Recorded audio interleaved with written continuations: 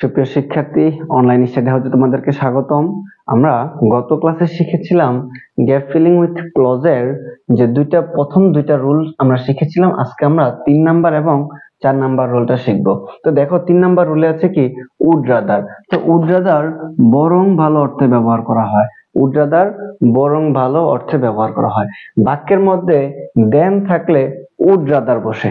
বাক্যের মধ্যে যদি দেন থাকে তাহলে কি বসবে? উড রাদার বসবে। সাধারণত এই খালি স্থানের পরেই দেন থাকে। খালি স্থানের পরে কি থাকে? দেন থাকে। দেখো দেখো I had begin, I would rather,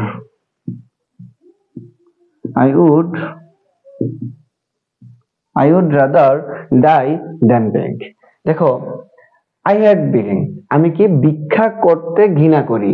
I would rather die, বরং আমার মরে যাওয়াই ভালো, than beg, মানে কি ভিক্ষা করা থেকে বরং আমার কি মরে যাওয়াই ভালো। 4 নাম্বার রুল কি আছে? had better। had better হচ্ছে উচিত অর্থে ব্যবহার করা, মানে অধিকতর বা হচ্ছে এই কাজটি করা আমার উচিত, এমন অর্থে had better ব্যবহার করা হয়। দেখো খালি স্থান তারপর ভার্বের কি থাকে? প্রেজেন্ট রূপ থাকে। এই যে খালি স্থান, খালি স্থানে পড়বে কি? পরে ভার্বের প্রেজেন্ট রূপ থাকে। যদি ভার্বের প্রেজেন্ট রূপের আগে যদি একটা খালি স্থান থাকে তাহলে আমরা কি ব্যবহার করব? had better ব্যবহার করব। খালি স্থান তারপর পরে প্রেজেন্ট রূপ থাকবে, তাহলে আমরা কি ব্যবহার করব? had better। যেমন you had better,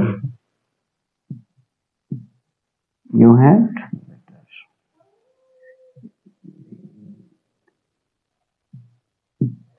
you had better leave the place, বরং তোমার কি করা উচিত? এখান থেকে তোমার হচ্ছে এই জায়গাটি ত্যাগ করাই তোমার উচিত। তো you had better, যদি ভার্বের প্রেজেন্ট ফর্ম থাকে, ভার্বের প্রেজেন্ট রূপের আগে যদি কি থাকে? শূন্যস্থান থাকে, তাহলে আমরা সেখানে কি ব্যবহার করব? had better।